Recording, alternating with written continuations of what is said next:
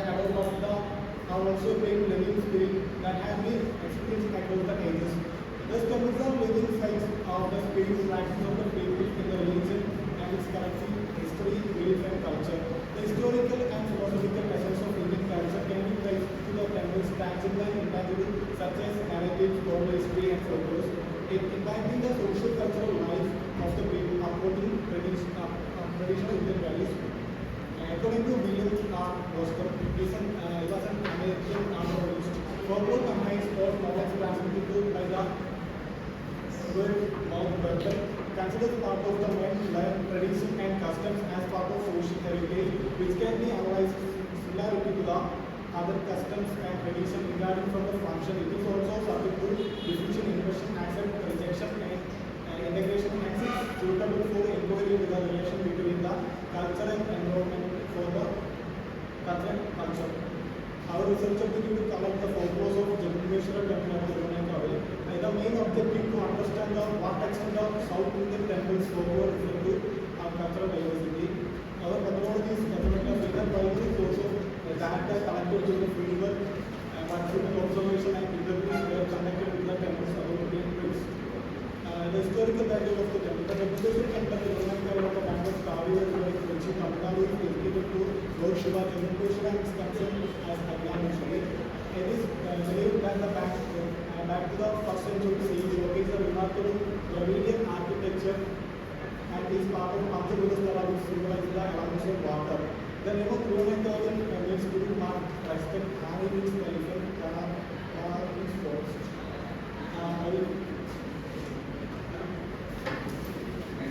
So based on our field work, we have collected 13 folklores.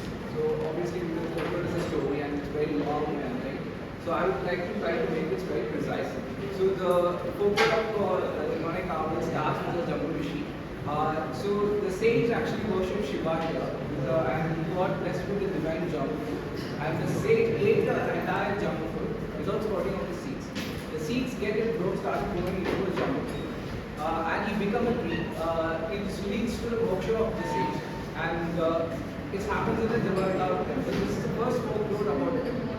This story is followed by the second arrival of Parvati. So Parvati was asked to send to Bula, that means she is very playful during Shiva's meditation. So she came here and she established a linga under this tree of the sage Jambu. And he established and here she became a constant rather than a constant. Here the relationship between the god and the goddesses is more of a guru and shiksha rather than a husband and wife. It's following to the third story. That's a very interesting story between a devotional balance between a Spartan and Veda. So these were they both are the Shivagangas. First each other was born as a creature in a Bhuloka. Even when they came to Bhuloka, they still fighting with each other in price of devotion to the Shiva is the Manikaval. So the spider was very hungry and it get into the ears of elephant. It spontaneously killed the elephant. So obviously it gets into the elephant, it can't come back. So it leads to the death of both elephant and the spider.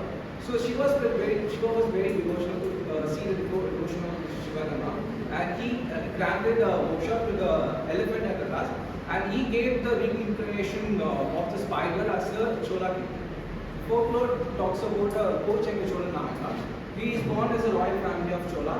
So he was a peculiar character. He established around like 70 temples across South India, and he is the only royal solar which is considered as a part of the Narayanas, or 63 Narayanas in of South India. And folklore 5 and 6 was very regional. It is a playful devotional play that happens within a temple. It is believed that Pandya king started building a full prahara around it, but he can't able to complete the last best prahara because he was about to go to the battle with the enemy kings. So a sitter is a same person who incarnated along with some labor, and he worked himself to build the entire prahara.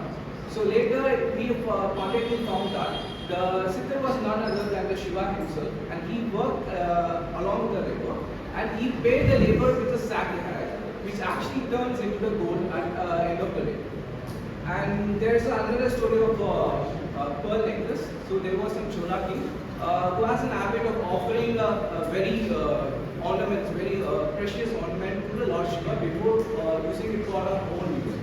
So he forgot to offer once in a bit, but he lost a necklace, but actually found it from the temple afterwards. And there's two other stories, 7 and 8, that's also happened in Tiruvanaikaval. So here it talks about a Bharathan who turns into Saivism after listening to the God, and he got blessed by the goddesses and he became a poet. And divine punishment of temple priests. So the temple priests, the Brahmins of the temple, was actually stuck into the river Kaveri because they neglected to do the Nitya Puja. So after that, along with the story, there's a folklore being based on a visited worship by the prominent figure and sages in Hindu folk. It includes Agastya's journey to the south. It includes the Ramayana story of Rama returning back to Ayodhya after killing Ravana. It also talks about the story that we said in Ramayana about sage Gautama and Halalya. And Parasara and Adishankaracharya used to visit there and so these are these kind of structure that found in the temple which talks about the folklore of it. So based on analysis, I have used the Robert Redfield concept of great tradition and folklore tradition. So out of 13 folklore, I have divided them based on what is the great tradition and folklore tradition, based on the cultural practices given by the recent society and culture book by Robert Redfield. From it, the 7 stories are based on Purana, are taken for source from Purana, and 6 stories are linked into the regional, that is a from a folk tradition. And from when I try to understand the philosophical essence of this folklore, what is kind and right, I could find 2 traditions of Vedic and Vedic. It includes the 5 stories that convey the Advaita, and one story that conveys Mimamsa, and the 3 stories that convey the Puranic Saivism, and 4 stories that relate to the Saiva Siddhanta.